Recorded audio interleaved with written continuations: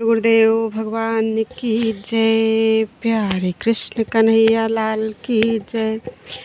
श्रीमद् भागवत महापुराण एकादश स्कंध चल रहा है और आज है 28वां अध्याय परमार्थ निरूपण। भगवान श्री कृष्ण कहते हैं, उद्धव जी, यद्यपि व्यवहार में पुरुष और प्रकृति, दृष्टा और दृश्य के भेद से दो प्रकार का जगत जान पड़ता है, तथापि परमार्थ दृष्टि से देखने पर यह सब एक अधिष्ठान रूप ही है। इसलिए किसी के शांत, घोर और मूढ़ स्वभाव तथा उनके अनुसार कर्मों की ना स्तुति करनी चाहिए और ना निंदा। सर्वदा अद्वैत दृष्टि रखनी चाहिए। जो पुरुष दूसरों के स्वभाव और उनके कर्मों की प्रशंसा अथवा निंदा करते हैं, वे शीघ्र ही अपने यथार्थ परमार्थ साधन से च्युत हो जाते हैं, क्योंकि साधन तो द्वैत के अभिनिवेश का, उसके प्रति सत्यत्व बुद्धि का निषेध करता है, और प्रशंसा तथा निंदा उसकी सत्यता के भ्रम को और भी दृढ़ करती है। उद्धव जी, सभी इंद्रियां राजस अहंकार के कार्य हैं। जब वे निद्रित हो जाती हैं, तब शरीर का अभिमानी जीव चेतना शून्य हो जाता है, अर्थात उसे बाहरी शरीर की स्मृति नहीं रहती। उस समय यदि मन बच रहा, तब तो वह सपने के झूठे दृश्यों में भटकने लगता है, और वह भी लीन हो गया, तब तो जीव मृत्यु के समान गाढ़ निद्रा सुषुप्ति में लीन हो जाता है। वैसे ही जब जीव अपने अद्वितीय आत्म स्वरूप को भूलकर नाना वस्तुओं का दर्शन करने लगता है, तब वह स्वप्न के समान झूठे दृश्यों में फंस जाता है, अथवा मृत्यु के समान अज्ञान में लीन हो जाता है। उद्धव जी, जब द्वैत नाम की कोई वस्तु ही नहीं है, तब उसमें अमुक वस्तु भली है और अमुक वस्तु बुरी है, अथवा इतनी भली और इतनी बुरी है, यह प्रश्न ही नहीं उठ सकता। विश्व की सभी वस्तुएं वाणी से कही जा सकती हैं अथवा मन से सोची जा सकती हैं। इसलिए दृश्य एवं अनित्य होने के कारण उनका मिथ्यात्व तो स्पष्ट ही है। परछाई, प्रतिध्वनि और सीपी आदि में चांदी आदि के आभास यद्यपि हैं तो सर्वथा मिथ्या, परंतु उनके द्वारा मनुष्य के हृदय में भय, कंप आदि का संचार हो जाता है। वैसे ही देहादि सभी वस्तुएं हैं तो सर्वथा मिथ्या ही, परंतु जब तक ज्ञान के द्वारा इनकी असत्यता का बोध नहीं हो जाता, इनकी आत्यंतिक निवृत्ति नहीं हो जाती, तब तक ये भी अज्ञानियों को भयभीत करती रहती हैं। उद्धव जी, जो कुछ प्रत्यक्ष या परोक्ष वस्तु है वह आत्मा ही है, वही सर्वशक्तिमान भी है। जो कुछ विश्व सृष्टि प्रतीत हो रही है, इसका वह निमित्त कारण तो है ही, उपादान कारण भी है, अर्थात वही विश्व बनता है और वही बनाता भी है, वही रक्षक है और वही रक्षित भी है। सर्वात्मा भगवान ही इसका संहार करते हैं, और जिसका संहार होता है वह भी वे ही हैं। अवश्य ही व्यवहार दृष्टि से देखने पर आत्मा इस विश्व से भिन्न है, परंतु आत्म दृष्टि से उसके अतिरिक्त और कोई वस्तु ही नहीं है। उसके अतिरिक्त जो कुछ प्रतीत हो रहा है, उसका किसी भी प्रकार निर्वचन नहीं किया जा सकता, और अनिर्वचनीय तो केवल आत्मस्वरूप ही है। इसलिए आत्मा में सृष्टि, स्थिति, संहार अथवा अध्यात्म, अधिदैव और अधिभूत, ये तीन तीन प्रकार की प्रतीतियां सर्वथा निर्मूल ही हैं, ना होने पर भी यूं ही प्रतीत हो रही हैं। यह सत्व, रज और तम के कारण प्रतीत होने वाली दृष्टा, दर्शन, दृश्य आदि की त्रिविधता माया का खेल है। उद्धव जी, तुमसे मैंने ज्ञान और विज्ञान की उत्तम स्थिति का वर्णन किया है। जो पुरुष मेरे इन वचनों का रहस्य जान लेता है, वह ना तो किसी की प्रशंसा करता है और ना निंदा। वह जगत में सूर्य के समान समभाव से विचरता रहता है। प्रत्यक्ष अनुमान, शास्त्र और आत्म अनुभूति आदि सभी प्रमाणों से यह सिद्ध है कि यह जगत उत्पत्ति विनाशशील होने के कारण अनित्य एवं असत्य है। यह बात जानकर जगत में असंग भाव से विचरना चाहिए। उद्धव जी ने पूछा, भगवान, आत्मा है दृष्टा और देह है दृश्य। आत्मा स्वयं प्रकाश है और देह है जड़। ऐसी स्थिति में जन्म मृत्यु रूप संसार ना शरीर को हो सकता है और ना आत्मा को, परंतु इसका होना भी उपलब्ध होता है। तब यह होता किसे है? आत्मा तो अविनाशी, प्राकृत अप्राकृत गुणों से रहित, शुद्ध, स्वयं प्रकाश और सभी प्रकार के आवरणों से रहित है तथा शरीर विनाशी, सगुण, अशुद्ध, प्रकाश्य और आवृत है। आत्मा अग्नि के समान प्रकाशमान है तो शरीर काठ की तरह अचेतन। फिर यह जन्म मृत्यु रूप संसार है किसे? भगवान श्री कृष्ण ने कहा, वस्तुतः प्रिय उद्धव, संसार का अस्तित्व नहीं है, तथापि जब तक देह, इंद्रिय और प्राणों के साथ आत्मा की संबंध भ्रांति है, तब तक अविवेकी पुरुष को वह सत्य सा स्फुरित होता है। जैसे स्वप्न में अनेकों विपत्तियां आती हैं, पर वास्तव में वे है नहीं, फिर भी स्वप्न टूटने तक उनका अस्तित्व नहीं मिटता। वैसे ही संसार के ना होने पर भी जो उसमें प्रतीत होने वाले विषयों का चिंतन करते रहते हैं, उनके जन्म मृत्यु रूप संसार की निवृत्ति नहीं होती। जब मनुष्य स्वप्न देखता रहता है, तब नींद टूटने के पहले उसे बड़ी बड़ी विपत्तियों का सामना करना पड़ता है, परंतु जब उसकी नींद टूट जाती है, वह जग पड़ता है, तब ना तो स्वप्न की विपत्तियां रहती हैं और ना उनके कारण होने वाले मोह आदि विकार। उद्धव जी, अहंकार ही शोक, हर्ष, भय, क्रोध, लोभ, मोह, स्पृहा और जन्म मृत्यु का शिकार बनता है। आत्मा से तो इनका कोई संबंध ही नहीं है। उद्धव जी, देह, इंद्रिय, प्राण और मन में स्थित आत्मा ही जब उनका अभिमान कर बैठता है, उन्हें अपना स्वरूप मान लेता है, तब उसका नाम जीव हो जाता है। उस सूक्ष्माति सूक्ष्म आत्मा की मूर्ति है गुण और कर्मों का बना हुआ लिंग शरीर। उसे ही कहीं सूत्रात्मा कहा जाता है और कहीं महत्तत्व। उसके और भी बहुत से नाम हैं। वही काल रूप परमेश्वर के अधीन होकर जन्म मृत्यु रूप संसार में इधर उधर भटकता रहता है। वास्तव में मन, वाणी, प्राण और शरीर अहंकार के ही कार्य हैं। यह है तो निर्मूल, परंतु देवता, मनुष्य आदि अनेक रूपों में इसी की प्रतीति होती है। मननशील पुरुष उपासना की शान पर चढ़ाकर ज्ञान की तलवार को अत्यंत तीखी बना लेता है और उसके द्वारा देहाभिमान का, अहंकार का मूलोच्छेद करके पृथ्वी में निर्द्वंद होकर विचरता है। फिर उसमें किसी प्रकार की आशा तृष्णा नहीं रहती। आत्मा और अनात्मा के स्वरूप को पृथक पृथक भली भांति समझ लेना ही ज्ञान है, क्योंकि विवेक होते ही द्वैत का अस्तित्व मिट जाता है। उसका साधन है तपस्या के द्वारा हृदय को शुद्ध करके वेदादि शास्त्रों का श्रवण करना।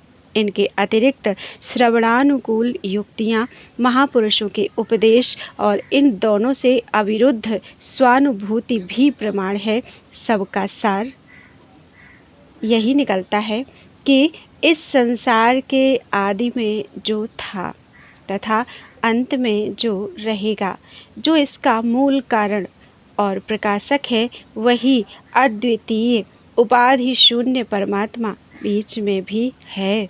उसके अतिरिक्त और कोई वस्तु नहीं है। उद्धव जी, सोने से कंगन, कुंडल आदि बहुत से आभूषण बनते हैं, परंतु जब वे गहने नहीं बने थे तब भी सोना था और जब नहीं रहेंगे तब भी सोना रहेगा। इसीलिए जब बीच में उसके कंगन, कुंडल आदि अनेकों नाम रखकर व्यवहार करते हैं, तब भी वह सोना ही है। ठीक ऐसे ही जगत का आदि, अंत और मध्य मैं ही हूँ। वास्तव में मैं ही सत्य तत्व हूँ। भाई उद्धव, मन की 3 अवस्थाएं होती हैं, जागृत, स्वप्न और सुषुप्ति। इन अवस्थाओं के कारण 3 ही गुण हैं, सत्व, रज और तम। और जगत के 3 भेद हैं, अध्यात्म अर्थात इंद्रियां, अधिभूत अर्थात पृथिव्यादि और अधिदैव अर्थात कर्ता। ये सभी त्रिविधताएं जिसकी सत्ता से सत्य के समान प्रतीत होती हैं, और समाधि आदि में यह त्रिविधता न रहने पर भी जिसकी सत्ता बनी रहती है, वह तुरीय तत्व इन तीनों से परे और इनमें अनुगत चौथा ब्रह्म तत्व ही सत्य है, जो उत्पत्ति से पहले नहीं था और प्रलय के पश्चात भी नहीं रहेगा। ऐसा समझना चाहिए कि बीच में भी वह है नहीं, केवल कल्पना मात्र, नाम मात्र ही है। यह निश्चित सत्य है कि जो पदार्थ जिससे बनता है और जिसके द्वारा प्रकाशित होता है, वही उसका वास्तविक स्वरूप है, वही उसकी परमार्थ सत्ता है। वह मेरा दृढ़ निश्चय है। यह जो विकारमयी राजस सृष्टि है, यह ना होने पर भी दिख रही है। यह स्वयं प्रकाश ब्रह्म ही है। इसलिए इंद्रिय, विषय, मन और पंचभूत आदि जितने चित्र विचित्र नाम रूप हैं, उनके रूप में ब्रह्म ही प्रतीत हो रहा है। ब्रह्म विचार के साधन हैं श्रवण, मनन, निधिध्यासन और स्वानुभूति।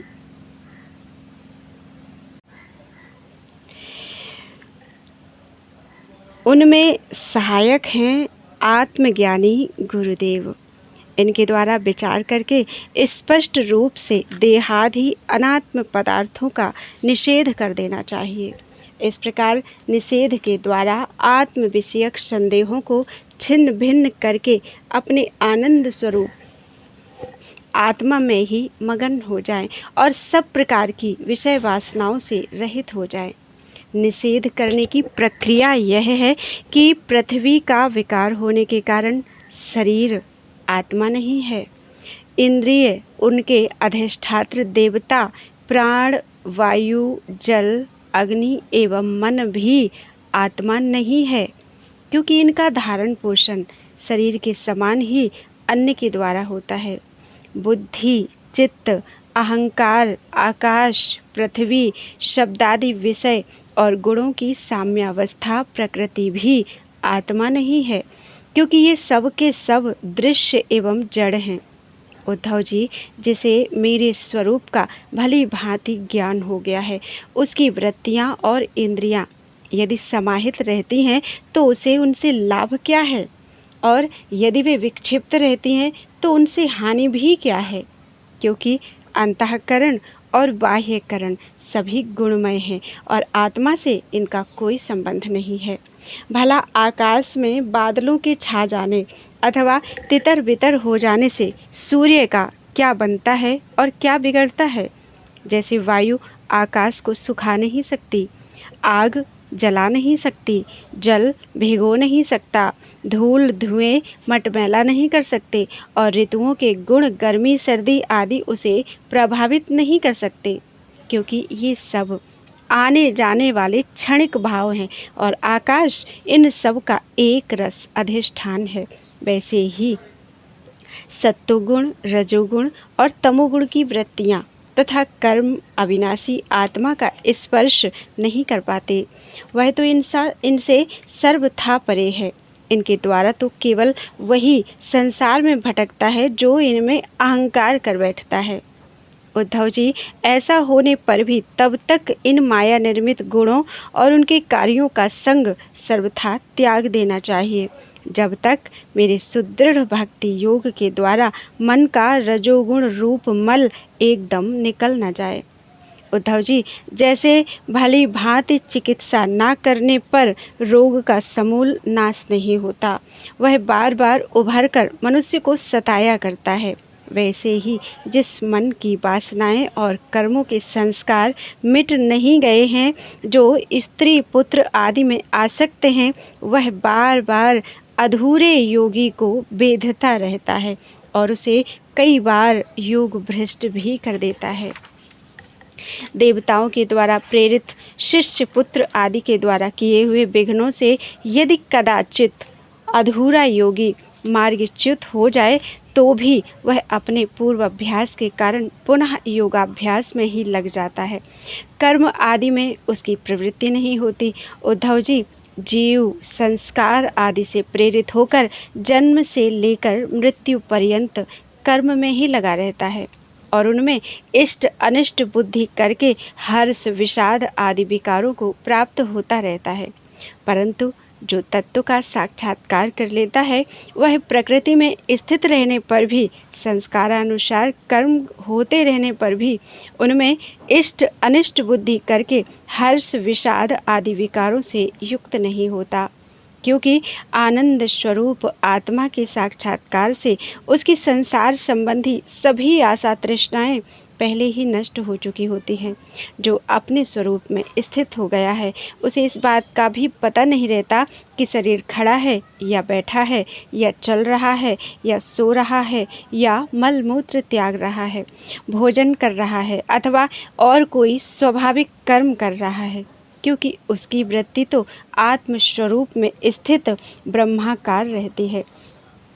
यदि ज्ञानी पुरुष की दृष्टि में इंद्रियों के विविध बाह्य विषय जो कि असत हैं आते भी हैं, तो वह उन्हें अपने आत्मा से भिन्न नहीं मानता, क्योंकि वे युक्तियों, प्रमाणों और स्वानुभूति से सिद्ध नहीं होते। जैसे नींद टूट जाने पर स्वप्न में देखे हुए और जागने पर तिरोहित हुए पदार्थों को कोई सत्य नहीं मानता, वैसे ही ज्ञानी पुरुष भी अपने से भिन्न प्रतीयमान पदार्थों को सत्य नहीं मानते। उद्धव जी, इसका यह अर्थ नहीं है कि अज्ञानी ने आत्मा का त्याग कर दिया है और ज्ञानी उसको ग्रहण करता है। इसका तात्पर्य केवल इतना ही है कि अनेकों प्रकार के गुण और कर्मों से युक्त देह, इंद्रिय आदि पदार्थ पहले अज्ञान के कारण आत्मा से अभिन्न मान लिए गए थे, उनका विवेक नहीं था। अब आत्मदृष्टि होने पर अज्ञान और उसके कार्यों की निवृत्ति हो जाती है। इसलिए अज्ञान की निवृत्ति ही अभीष्ट है। निवृत्तियों के द्वारा ना तो आत्मा का ग्रहण हो सकता है और न त्याग। जैसे सूर्य उदय होकर मनुष्यों के नेत्रों के सामने से अंधकार का पर्दा हटा देता है, किसी नई वस्तु का निर्माण नहीं करते। जैसे सूर्य उदय होकर मनुष्यों के नेत्रों के सामने से अंधकार का पर्दा हटा देते हैं, किसी नई वस्तु का निर्माण नहीं करते, वैसे ही मेरे स्वरूप का दृढ़ अपरोक्ष ज्ञान पुरुष के बुद्धिगत अज्ञान का आवरण नष्ट कर देता है। वह इदम रूप से किसी वस्तु का अनुभव नहीं करता। उद्धव जी, आत्मा नित्य अपरोक्ष है, उसकी प्राप्ति नहीं करनी पड़ती, वह स्वयं प्रकाश है। उसमें अज्ञान आदि किसी प्रकार के विकार नहीं है। वह जन्म रहित है, अर्थात कभी किसी प्रकार भी वृत्ति में आरूढ़ नहीं होता, इसलिए अप्रमेय है। ज्ञान आदि के द्वारा उसका संस्कार भी नहीं किया जा सकता। आत्मा में देश, काल और वस्तुकृत परिच्छेद न होने के कारण अस्तित्व, वृद्धि, परिवर्तन, ह्रास और विनाश उसका स्पर्श भी नहीं कर सकते। सबकी और सब प्रकार की अनुभूतियाँ आत्मस्वरूप ही हैं।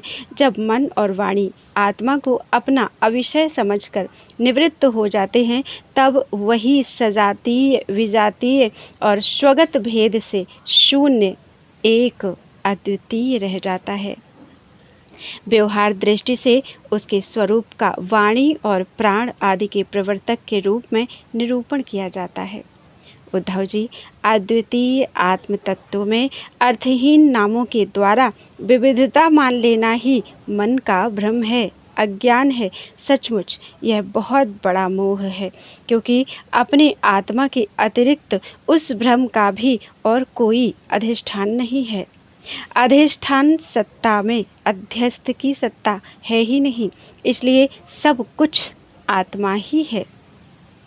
बहुत से पंडिताभिमानी लोग ऐसा कहते हैं कि यह पांच भौतिक द्वैत विभिन्न नामों और रूपों के रूप में इंद्रियों के द्वारा ग्रहण किया जाता है, इसलिए सत्य है, परंतु यह तो अर्थहीन वाणी का आडंबर मात्र है, क्योंकि तत्वतः तो इंद्रियों की पृथक सत्ता ही सिद्ध नहीं होती, फिर वे किसी को प्रमाणित कैसे करेंगी। उद्धव जी, यदि योग साधना पूर्ण होने के पहले ही किसी साधक का शरीर रोगादि उपद्रवों से पीड़ित हो तो उसे इन उपायों का आश्रय लेना चाहिए। गर्मी, ठंडक आदि को चंद्रमा, सूर्य आदि की धारणा के द्वारा, वात आदि रोगों को वायु धारणा युक्त आसनों के द्वारा और ग्रह सर्पादि कृत विघ्नों को तपस्या, मंत्र एवं औषधि के द्वारा नष्ट कर डालना चाहिए। काम, क्रोध आदि विघ्नों को मेरे चिंतन और नाम संकीर्तन आदि के द्वारा नष्ट करना चाहिए। तब पतन की ओर ले जाने वाले दंभ, मद आदि विघ्नों को धीरे धीरे महापुरुषों की सेवा के द्वारा दूर कर देना चाहिए। कोई कोई मनस्वी योगी विविध उपायों के द्वारा इस शरीर को सुदृढ़ और युवावस्था में स्थिर करके फिर अणिमा आदि सिद्धियों के लिए योग साधन करते हैं, परंतु बुद्धिमान पुरुष ऐसे विचार का समर्थन नहीं करते, क्योंकि यह तो एक व्यर्थ प्रयास है। वृक्ष में लगे हुए फल के समान इस शरीर का नाश तो अवश्यंभावी है। यदि कदाचित बहुत दिनों तक निरंतर और आदरपूर्वक योग साधना करते रहने पर शरीर सुदृढ़ भी हो जाए, तब भी बुद्धिमान पुरुष को अपनी साधना छोड़कर उतने में ही संतोष नहीं कर लेना चाहिए। उसे तो सर्वदा मेरी प्राप्ति के लिए ही संलग्न रहना चाहिए। जो साधक मेरा आश्रय लेकर मेरे द्वारा कही हुई योग साधना में संलग्न रहता है, उसे कोई भी विघ्न बाधा डिगा नहीं सकती। उसकी सारी कामनाएं नष्ट हो जाती हैं और वह आत्मानंद की अनुभूति में मग्न हो जाता है। बोलो वृंदावन बिहारी लाल की जय। 19वां अध्याय, 29वां अध्याय, भागवत धर्मों का निरूपण और उद्धव जी का बद्रिकाश्रम गमन। उद्धव जी ने कहा, अच्युत, जो अपना मन वश में नहीं कर सका है, उसके लिए आपकी बतलाई हुई इस योग साधना को तो मैं बहुत ही कठिन समझता हूँ। अतः अब आप कोई ऐसा सरल और सुगम साधन बतलाइए जिससे मनुष्य अनायास ही परम पद प्राप्त कर सके। कमल नयन, आप जानते ही हैं कि अधिकांश योगी जब अपने मन को एकाग्र करने लगते हैं तब वे बार बार चेष्टा करने पर भी सफल न होने के कारण हार मान लेते हैं और उसे वश में ना कर पाने के कारण दुखी हो जाते हैं। पद्मलोचन, आप विश्वेश्वर हैं, आपके ही द्वारा सारे संसार का नियमन होता है। इसी से सारा सार विचार में चतुर मनुष्य आपके आनंदवर्षी चरण कमलों की शरण लेते हैं और अनायास ही सिद्धि प्राप्त कर लेते हैं। आपकी माया उनका कुछ नहीं बिगाड़ सकती, क्योंकि उन्हें योग साधन और कर्मानुष्ठान का अभिमान नहीं होता, परंतु जो आपके चरणों का आश्रय नहीं लेते वे योगी और कर्मी अपने साधन के घमंड से फूल जाते हैं। अवश्य ही आपकी माया ने उनकी मति हर ली है। प्रभु, आप सबके हितैषी सुहृद हैं। आप अपने अनन्य शरणागत वली आदि सेवकों के अधीन हो जाएं। यह आपके लिए कोई आश्चर्य की बात नहीं है, क्योंकि आपने रामावतार ग्रहण करके प्रेम बस वानरों से भी मित्रता का निर्वाह किया। यद्यपि ब्रह्मा आदि लोकेश्वर गण भी अपने दिव्य किरीटों को आपके चरण कमल रखने की चौकी पर रगड़ते रहते हैं। प्रभु, आप सबके प्रियतम स्वामी और आत्मा हैं। आप अपने अनन्य शरणागतों को सब कुछ दे देते हैं। आपने बलि, प्रहलाद आदि अपने भक्तों को जो कुछ दिया है, उसे जानकर ऐसा कौन पुरुष होगा जो आपको छोड़ देगा। यह बात किसी प्रकार बुद्धि में ही नहीं आती कि भला कोई विचारवान विस्मृति के गर्त में डालने वाले, तुच्छ विषयों में ही फंसा रखने वाले भोगों को क्यों चाहेगा। हम लोग आपके चरण कमलों की रज के उपासक हैं। हमारे लिए दुर्लभ ही क्या है भगवान, आप समस्त प्राणियों के अंतःकरण में अंतर्यामी रूप से और बाहर गुरु रूप से स्थित होकर उनके सारे पाप ताप मिटा देते हैं और अपने वास्तविक स्वरूप को उनके प्रति प्रकट कर देते हैं। बड़े बड़े ब्रह्मज्ञानी ब्रह्मा जी के समान लंबी आयु पाकर भी आपके उपकारों का बदला नहीं चुका सकते। इसी से वे आपके उपकारों का स्मरण करके क्षण क्षण अधिकाधिक आनंद का अनुभव करते रहते हैं। श्री सुखदेव जी कहते हैं, परीक्षित, भगवान श्री कृष्ण ब्रह्मादि ईश्वरों के भी ईश्वर हैं। वे ही सत्व रज आदि गुणों के द्वारा ब्रह्मा विष्णु और रुद्र का रूप धारण करके जगत की उत्पत्ति स्थिति आदि के खेल खेला करते हैं। जब उद्धव जी ने अनुराग भरे चित्त से उनसे यह प्रश्न किया, तब उन्होंने मंद मंद मुस्कुराकर बड़े प्रेम से कहना प्रारंभ किया। श्री भगवान ने कहा, प्रिय उद्धव, अब मैं तुम्हें अपने उन मंगलमय भागवत धर्मों का उपदेश करता हूँ जिनका श्रद्धापूर्वक आचरण करके मनुष्य संसार रूप दुर्जय मृत्यु को अनायास ही जीत लेता है। उद्धव जी, मेरे भक्त को चाहिए कि अपने सारे कर्म मेरे लिए ही करे और धीरे धीरे उनको करते समय मेरे स्मरण का अभ्यास बढ़ाए। कुछ ही दिनों में उसके मन और चित्त मुझ में समर्पित हो जाएंगे। उसके मन और आत्मा मेरे ही धर्मों में रम जाएंगे। मेरे भक्त साधुजन जिन पवित्र स्थानों में निवास करते हों उन्हीं में रहे और देवता असुर अथवा मनुष्यों में जो मेरे अनन्य भक्त हों उनके आचरणों का अनुसरण करे। पर्व के अवसरों पर सबके साथ मिलकर अथवा अकेला ही नृत्य गान वाद्य आदि महाराजोचित ठाट बाट से मेरी यात्रा आदि के महोत्सव करे।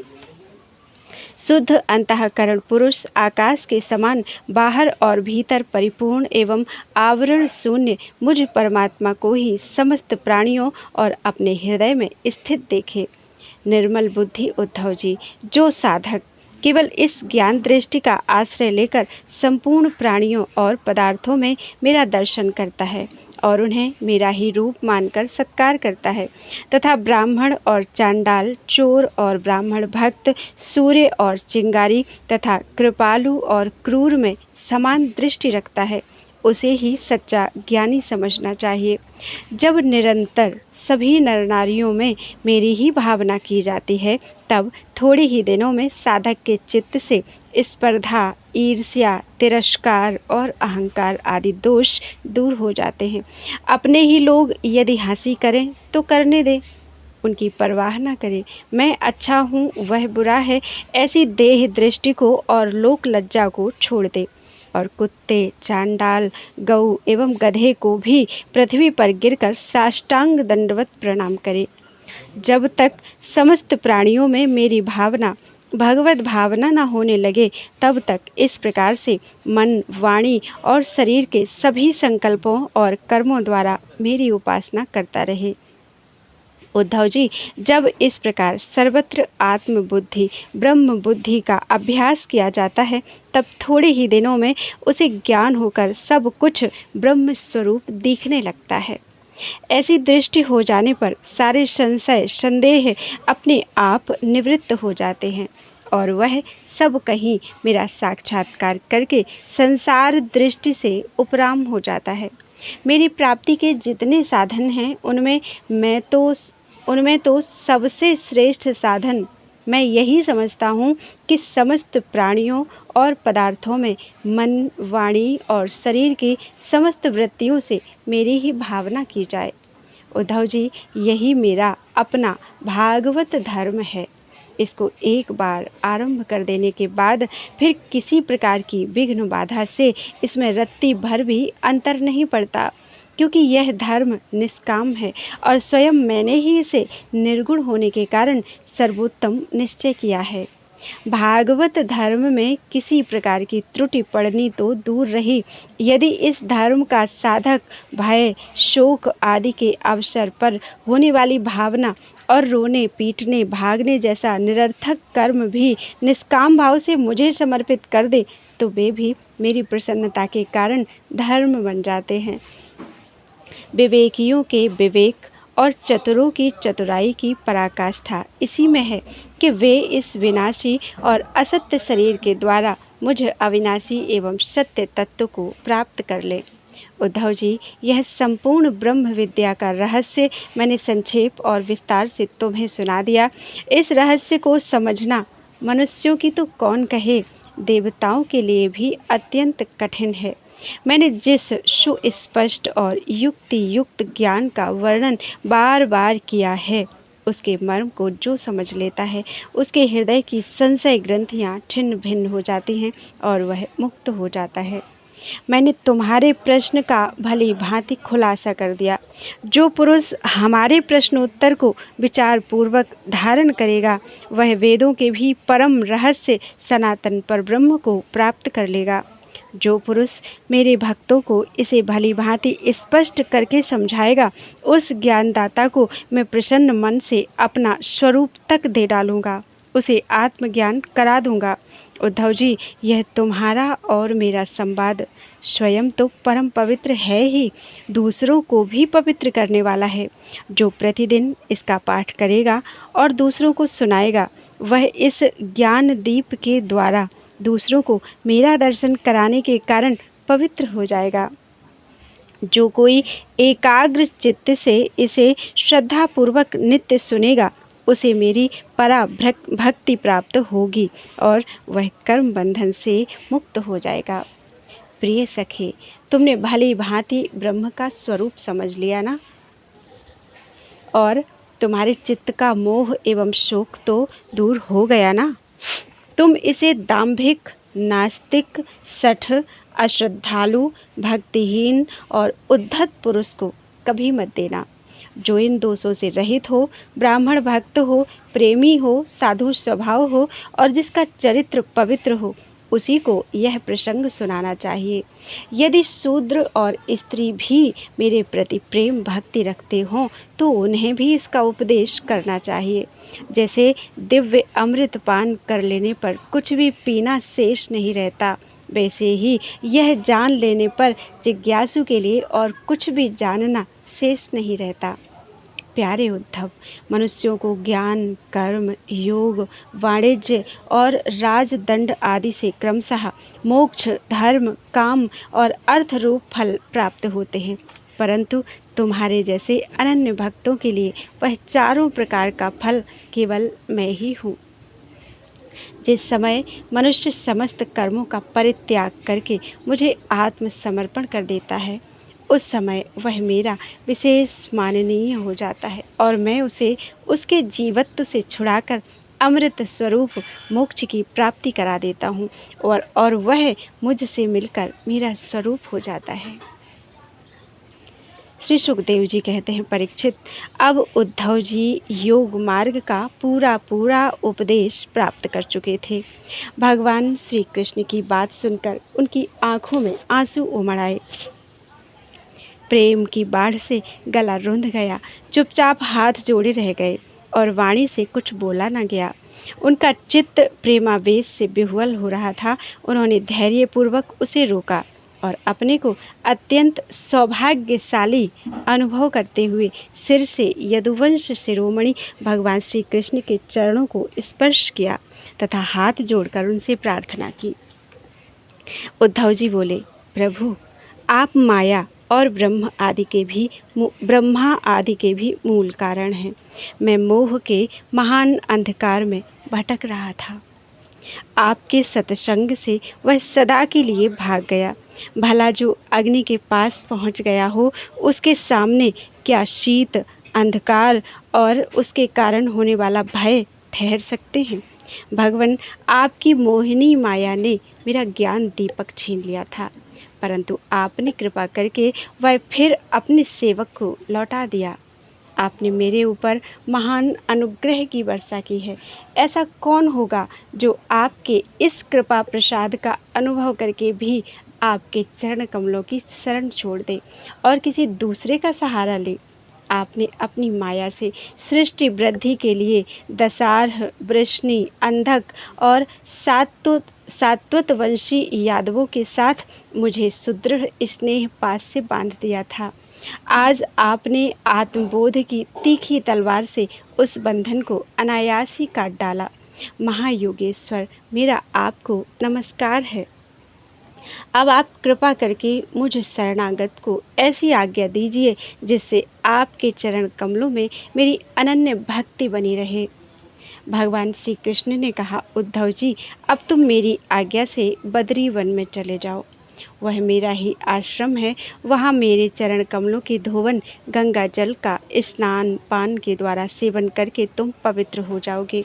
अलकनंदा के दर्शन मात्र से तुम्हारे सारे पाप ताप नष्ट हो जाएंगे। प्रिय उद्धव, तुम वहाँ वृक्षों की छाल पहनना, वन के कंदमूल फल खाना और किसी भोग की अपेक्षा ना रखकर निष्प्रह वृत्ति से अपने आप में मस्त रहना। सर्दी, गर्मी, सुख, दुख जो कुछ आ पड़े उसे सम रहकर सहना। स्वभाव सौम्य रखना, इंद्रियों को वश में रखना, चित्त शांत रहे, बुद्धि समाहित रहे और तुम स्वयं मेरे स्वरूप के ज्ञान और अनुभव में डूबे रहना। मैंने तुम्हें जो कुछ शिक्षा दी है उसका एकांत में विचार पूर्वक अनुभव करते रहना। अपनी वाणी और चित्त मुझ में ही लगाए रहना और मेरे बतलाए हुए भागवत धर्म में प्रेम से रम जाना। अंत में तुम त्रिगुण और उनसे संबंध रखने वाली गतियों को पार करके उनसे परे मेरे परमार्थ स्वरूप में मिल जाओगे।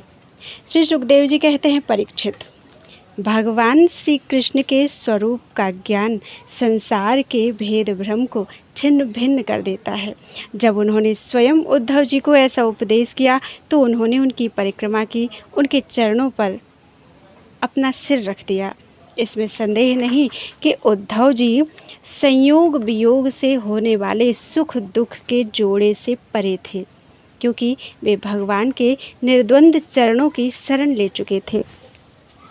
फिर भी वहाँ से चलते समय उनका चित्त प्रेमावेश से भर गया। उन्होंने अपने नेत्रों की झरती हुई अश्रुधारा से भगवान के चरण कमलों को भिगो दिया। परीक्षित, भगवान के प्रति प्रेम करके उसका त्याग करना संभव नहीं है। उन्हीं के वियोग की कल्पना से उद्धव जी कातर हो गए, उनका त्याग करने में समर्थ नहीं हुए, बार बार विह्वल होकर मूर्छित होने लगे। कुछ समय के बाद उन्होंने भगवान श्री कृष्ण के चरणों की पादुकाएं अपने सिर पर रख ली और बार बार भगवान के चरणों में प्रणाम करके वहां से प्रस्थान किया। भगवान के परम प्रेमी भक्त उद्धव जी हृदय में उनकी दिव्य छवि धारण किए बद्रिकाश्रम पहुँचे और वहाँ उन्होंने तपोमय जीवन व्यतीत करके जगत के एकमात्र हितैषी भगवान श्री कृष्ण के उपदेशानुसार उनकी स्वरूपभूत परम गति प्राप्त की। भगवान शंकर आदि योगेश्वर भी सच्चिदानंद स्वरूप भगवान श्री कृष्ण के चरणों की सेवा किया करते हैं। उन्होंने स्वयं श्रीमुख से अपने परम प्रेमी भक्त उद्धव के लिए इस ज्ञानामृत का वितरण किया। यह ज्ञानामृत आनंद महासागर का सार है। जो श्रद्धा के साथ इसका सेवन करता है वह तो मुक्त हो ही जाता है, उसके संग से सारा जगत मुक्त हो जाता है। परीक्षित, जैसे भौरा विभिन्न पुष्पों से उनका सार मधु संग्रह कर लेता है, वैसे ही स्वयं वेदों को प्रकाशित करने वाले भगवान श्री कृष्ण ने भक्तों को संसार से मुक्त करने के लिए यह ज्ञान और विज्ञान का सार निकाला है। उन्होंने जरा रोग आदि भय की निवृत्ति के लिए क्षीर समुद्र से अमृत भी निकाला था तथा इन्हें क्रमशः अपने निवृत्ति मार्गी और प्रवृत्ति मार्गी भक्तों को पिलाया। वे ही पुरुषोत्तम भगवान श्री कृष्ण सारे जगत के मूल कारण हैं। मैं उनके चरणों में नमस्कार करता हूँ। बोलो वृंदावन बिहारी लाल की जय। 30वां अध्याय, यदुकुल का संहार। राजा परीक्षित ने पूछा, भगवन, जब महाभागवत उद्धव जी बद्री वन को चले गए तब भूत भावन भगवान श्री कृष्ण ने द्वारिका में क्या लीला रची? प्रभु, यदुवंश शिरोमणि भगवान श्री कृष्ण ने अपने कुल के ब्रह्म शापग्रस्त होने पर सबके नेत्रादि इंद्रियों के परम प्रिय अपने दिव्य श्री विग्रह की लीला का संवरण कैसे किया। भगवान, जब स्त्रियों के नेत्र उनके श्री विग्रह में लग जाते थे तब वे उन्हें वहां से हटाने में असमर्थ हो जाती थीं। जब संत पुरुष उनकी रूप माधुरी का वर्णन सुनते हैं तब वह श्री विग्रह कानों के रास्ते प्रवेश करके उनके चित्त में गड़ सा जाता है, वहाँ से हटना नहीं जानता। उसकी शोभा कवियों की काव्य रचना में अनुराग का रंग भर देती है और उनका सम्मान बढ़ा देती है। इसके संबंध में तो कहना ही क्या है। महाभारत युद्ध के समय जब वे हमारे दादा अर्जुन के रथ पर बैठे हुए थे, उस समय जिन योद्धाओं ने उसे देखते देखते शरीर त्याग किया, उन्हें शारूप्य मुक्ति मिल गई। उन्होंने अपना ऐसा अद्भुत श्री विग्रह किस प्रकार अंतर्ध्यान किया। श्री सुखदेव जी कहते हैं, परीक्षित, जब भगवान श्री कृष्ण ने देखा कि आकाश, पृथ्वी और अंतरिक्ष में बड़े बड़े उत्पात अशकुन हो रहे हैं, तब उन्होंने सुधर्मा सभा में उपस्थित सभी यदुवंशियों से यह बात कही। श्रेष्ठ यदुवंशियों, यह देखो, द्वारिका में बड़े बड़े भयंकर उत्पात होने लगे हैं। ये साक्षात यमराज की ध्वजा के समान हमारे महान अनिष्ट के सूचक हैं। अब हमें यहाँ घड़ी दो घड़ी भी नहीं ठहरना चाहिए। स्त्रियाँ, बच्चे और बूढ़े यहाँ से शंखोद्धार क्षेत्र में चले जाएं और हम लोग प्रभास क्षेत्र में चलें। आप सब जानते हैं कि वहाँ सरस्वती पश्चिम की ओर बहकर समुद्र में जा मिली हैं। वहाँ हम स्नान करके पवित्र होंगे, उपवास करेंगे और एकाग्र चित्त से स्नान एवं चंदन आदि सामग्रियों से देवताओं की पूजा करेंगे। वहाँ स्वस्ति वाचन के बाद हम लोग गऊ, भूमि, सोना, वस्त्र, हाथी, घोड़े, रथ और घर आदि के द्वारा महात्मा ब्राह्मणों का सत्कार करेंगे। यह विधि सब प्रकार के अमंगलों का नाश करने वाली और परम मंगल की जननी है।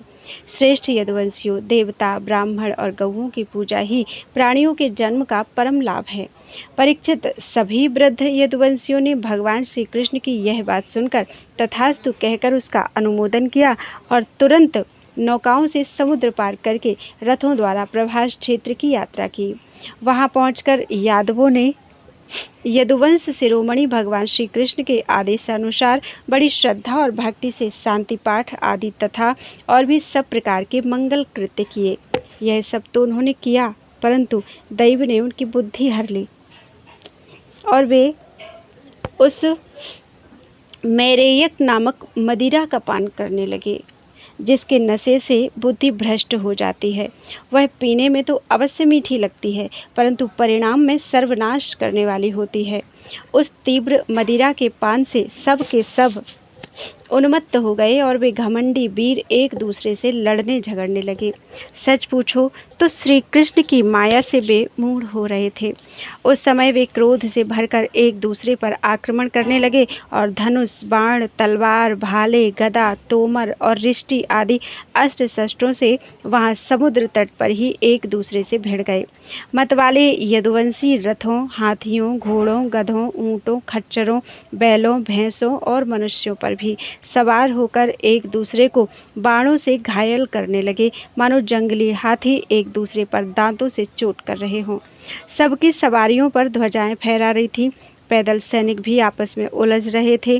प्रद्युम्न सांब से, अक्रूर भोज से, अनिरुद्ध सात्यकी से, सुभद्र संग्रामजित से, भगवान श्री कृष्ण के भाई गद उसी नाम के उनके पुत्र से और सुमित्र सुरथ से युद्ध करने लगे। ये सभी बड़े भयंकर योद्धा थे और क्रोध में भरकर एक दूसरे का नाश करने पर तुल गए थे। इनके अतिरिक्त निसठ, उल्मुख, सहस्त्रजित, सतजित और भानु आदि यादव भी एक दूसरे से गुंथ गए।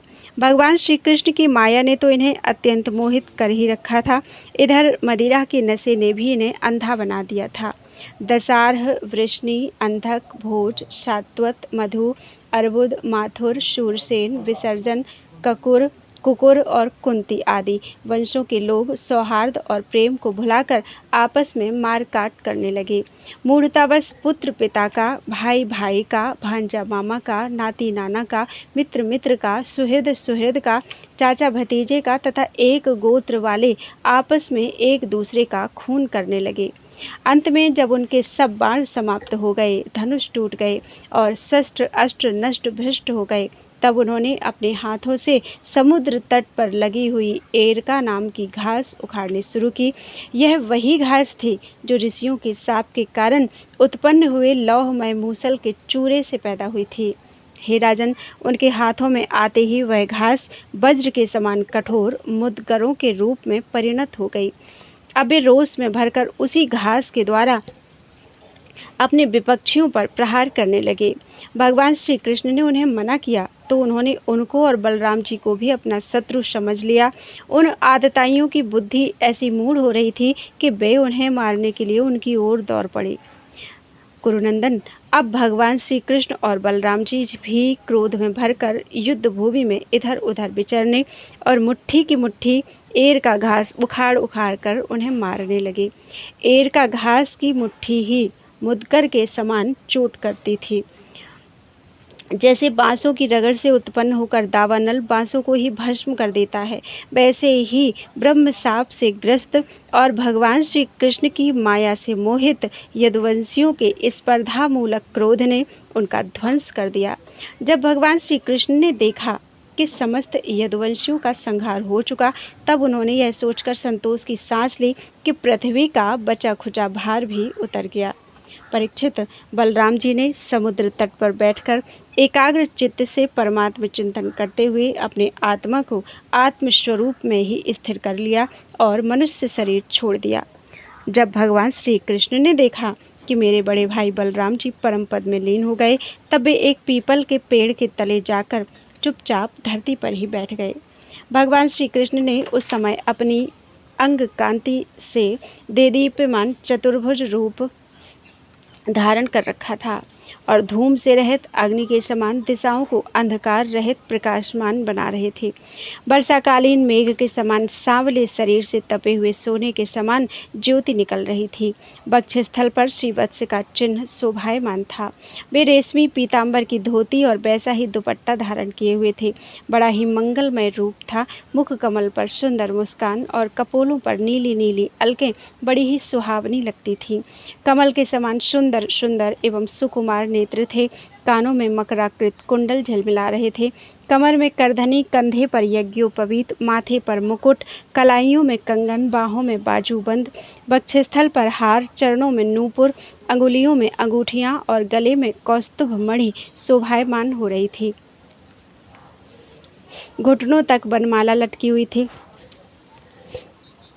शंख चक्र गदा आदि आयुध मूर्तिमान होकर प्रभु की सेवा कर रहे थे। उस समय भगवान अपनी दाहिनी जांघ पर बायां चरण रखकर बैठे हुए थे। लाल लाल तलवा रक्त कमल के समान चमक रहा था। परीक्षित, जरा नाम का एक बहेलिया था। उसने मूसल के बचे हुए टुकड़े से अपने बाण की गांसी बना ली थी। उसे दूर से भगवान का लाल लाल तलवा हिरण के मुख के समान जान पड़ा। उसने उसे सचमुच हिरण समझकर अपने उसी बाण से बींध दिया। जब वह पास आया तब उसने देखा कि अरे, ये तो चतुर्भुज पुरुष है। अब तो वह अपराध कर चुका था, इसलिए डर के मारे कांपने लगा और दैत्य दलन भगवान श्री कृष्ण के चरणों पर सिर रखकर धरती पर गिर पड़ा। उसने कहा, हे मधुसूदन, मैंने अनजाने में यह पाप किया है। सचमुच मैं बहुत बड़ा पापी हूँ, परंतु आप परम यशस्वी और निर्विकार हैं। आप कृपा करके मेरा अपराध क्षमा कीजिए। सर्वव्यापक सर्वशक्तिमान प्रभु, महात्मा लोग कहा करते हैं कि आपके स्मरण मात्र से मनुष्यों का अज्ञानांधकार नष्ट हो जाता है। बड़े खेद की बात है, मैंने स्वयं आपका ही अनिष्ट कर दिया। वैकुंठनाथ, मैं निरपराध हिरणों को मारने वाला महापापी हूँ। आप मुझे अभी अभी मार डालिए, क्योंकि मर जाने पर मैं फिर कभी आप जैसे महापुरुषों का ऐसा अपराध नहीं करूँगा। भगवान, संपूर्ण विद्याओं के पारदर्शी ब्रह्मा जी और उनके पुत्र रुद्र आदि भी आपकी योग माया का विलास नहीं समझ पाते, क्योंकि उनकी दृष्टि भी आपकी माया से आवृत है। ऐसी अवस्था में हमारे जैसे पापयोनी लोग उसके विषय में कह ही क्या सकते हैं। भगवान श्री कृष्ण ने कहा, हे जरे, तू डर मत, उठ उठ, यह तो तूने मेरे मन का काम किया है। जा, मेरी आज्ञा से तू उस स्वर्ग में निवास कर जिसकी प्राप्ति बड़े बड़े पुण्यवानों को होती है। सुखदेव जी कहते हैं, परीक्षित, भगवान श्री कृष्ण तो अपनी इच्छा से शरीर धारण करते हैं। जब उन्होंने जराव्याध को यह आदेश दिया तब उसने उनकी 3 बार परिक्रमा की, नमस्कार किया और विमान पर सवार होकर स्वर्ग को चला गया। भगवान श्री कृष्ण का सारथी दारुक उनके स्थान का पता लगाता हुआ उनके द्वारा धारण की हुई तुलसी की गंध से युक्त वायु सूंघकर उससे उनके होने के स्थान का अनुमान लगाकर सामने की ओर गया। दारुक ने वहां जाकर देखा कि भगवान श्री कृष्ण पीपल के वृक्ष के नीचे आसन लगाए बैठे हैं। असह्य तेज वाले आयुध मूर्तिमान होकर उनकी सेवा में संलग्न हैं। उन्हें देखकर दारुक के हृदय में प्रेम की बाढ़ आ गई, नेत्रों से आंसुओं की धारा बहने लगी। वह रथ से कूदकर भगवान के चरणों पर गिर पड़ा। उसने भगवान से प्रार्थना की, प्रभु, रात्रि के समय चंद्रमा के अस्त हो जाने पर राह चलने वाले की जैसी दशा हो जाती है, आपके चरण कमलों का दर्शन ना पाकर मेरी भी वैसी ही दशा हो गई है। मेरी दृष्टि नष्ट हो गई है, चारों ओर अंधेरा छा गया है। अब ना तो मुझे दिशाओं का ज्ञान है और ना मेरे हृदय में शांति ही है। परीक्षित, अब दारुक इस प्रकार कह ही रहा था कि उसके सामने ही भगवान का गरुड़ ध्वज, रथ, पताका और घोड़ों के साथ आकाश में उड़ गया। उसके पीछे पीछे भगवान के दिव्य आयुध भी चले गए। यह सब देखकर दारुक के आश्चर्य की सीमा न रही। तब भगवान ने उससे कहा, दारुक, अब तुम द्वारिका चले जाओ और वहाँ यदुवंशियों के पारस्परिक संहार, भैया बलराम जी की परम गति और मेरे स्वधाम गमन की बात कहो। उनसे कहना कि अब तुम लोगों को अपने परिवार वालों के साथ द्वारिका में नहीं रहना चाहिए। मेरे ना रहने पर समुद्र उस नगरी को डुबो देगा। सब लोग अपनी अपनी धन संपत्ति, कुटुंब और मेरे माता पिता को लेकर अर्जुन के संरक्षण में इंद्रप्रस्थ चले जाएं। दारुक, तुम मेरे द्वारा उपदिष्ट भागवत धर्म का आश्रय लो और ज्ञाननिष्ठ होकर सबकी उपेक्षा कर दो तथा इस दृश्य को मेरी माया की रचना समझकर शांत हो जाओ। भगवान का यह आदेश पाकर दारुक ने उनकी परिक्रमा की और उनके चरण कमल अपने सिर पर रखकर बारंबार प्रणाम किया। तदनंतर वह उदास मन से द्वारिका के लिए चल पड़ा। बोलो वृंदावन बिहारी लाल की जय। 31वां अध्याय, श्री भगवान का स्वधाम गमन। श्री सुखदेव जी कहते हैं, परीक्षित, दारुक के चले जाने पर ब्रह्मा जी, शिव पार्वती जी, इंद्रादि लोकपाल, मरीचि आदि प्रजापति, बड़े बड़े ऋषि मुनि, पितर, सिद्ध, गंधर्व, विद्याधर, नाग, चारण, यक्ष, राक्षस, किन्नर, अप्सराएं तथा गरुड़ लोक के विभिन्न पक्षी अथवा मैत्रेय आदि ब्राह्मण भगवान श्री कृष्ण के परम धाम प्रस्थान को देखने के लिए बड़ी उत्सुकता से वहां आए। वे सभी भगवान श्री कृष्ण के जन्म और लीलाओं का गान अथवा वर्णन कर रहे थे। उनके विमानों से सारा आकाश भरसा गया। वे बड़ी भक्ति से भगवान पर पुष्पों की वर्षा कर रहे थे। सर्वव्यापक भगवान श्री कृष्ण ने ब्रह्मा जी और अपने विभूति स्वरूप देवताओं को देखकर अपने आत्मा को स्वरूप में स्थित किया और कमल के समान नेत्र बंद कर लिए। भगवान का श्री विग्रह उपासकों के ध्यान और धारणा का मंगलमय आधार और समस्त लोकों के लिए परम रमणीय आश्रय है। इसलिए उन्होंने योगियों के समान अग्नि देवता संबंधी योग धारणा के द्वारा उसको जलाया नहीं, सशरीर अपने धाम में चले गए। उस समय स्वर्ग में नगाड़े बजने लगे और आकाश से पुष्पों की वर्षा होने लगी। परीक्षित, भगवान श्री कृष्ण के पीछे पीछे इस लोक से सत्य, धर्म, धैर्य, कीर्ति और श्रीदेवी भी चली गईं। भगवान श्री कृष्ण की गति मन और वाणी के परे हैं। तभी तो जब भगवान अपने धाम में प्रवेश करने लगे तब ब्रह्मादि देवता भी उन्हें ना देख सके। इस घटना से उन्हें बड़ा ही विस्मय हुआ। जैसे बिजली मेघमंडल को छोड़कर जब आकाश में प्रवेश करती है तब मनुष्य उसकी चाल नहीं देख पाते, वैसे ही बड़े बड़े देवता भी श्री कृष्ण की गति के संबंध में कुछ ना जान सके। ब्रह्मा जी और भगवान शंकर आदि देवता भगवान की यह परम योगमयी गति देखकर बड़े विस्मय के साथ उनकी प्रशंसा करते अपने अपने लोक में चले गए। परीक्षित, जैसे नट अनेकों प्रकार के स्वंग बनाता है परंतु रहता है उन सब से निर्लेप, वैसे ही भगवान का मनुष्यों के समान जन्म लेना, लीला करना और फिर उसे संवरण कर लेना, उनकी माया का विलास मात्र है, अभिनय मात्र है। वे स्वयं ही इस जगत की सृष्टि करके इसमें प्रवेश करके विहार करते हैं और अंत में संहार लीला करके अपने अनंत महिमामय स्वरूप में ही स्थित हो जाते हैं। सांदीपनी गुरु का पुत्र यमपुरी चला गया था, परंतु उसे वे मनुष्य शरीर के साथ लौटा लाए। तुम्हारा ही शरीर ब्रह्मास्त्र से जल चुका था, परंतु उन्होंने तुम्हें जीवित कर दिया। वास्तव में उनकी शरणागत वत्सलता ऐसी ही है।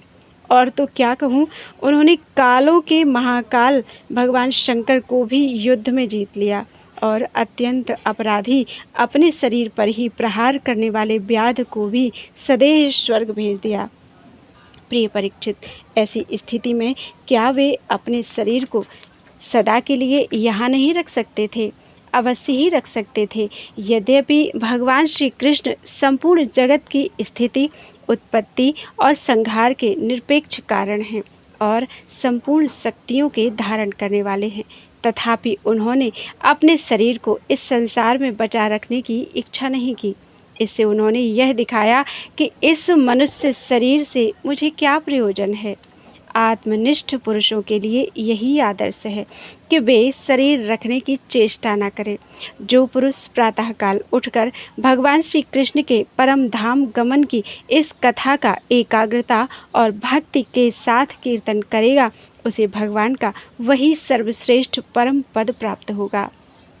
इधर दारुक भगवान श्री कृष्ण के विरह से व्याकुल होकर द्वारिका आया और वसुदेव जी तथा उग्रसेन के चरणों पर गिर गिर कर उन्हें आंसुओं से भिगोने लगा।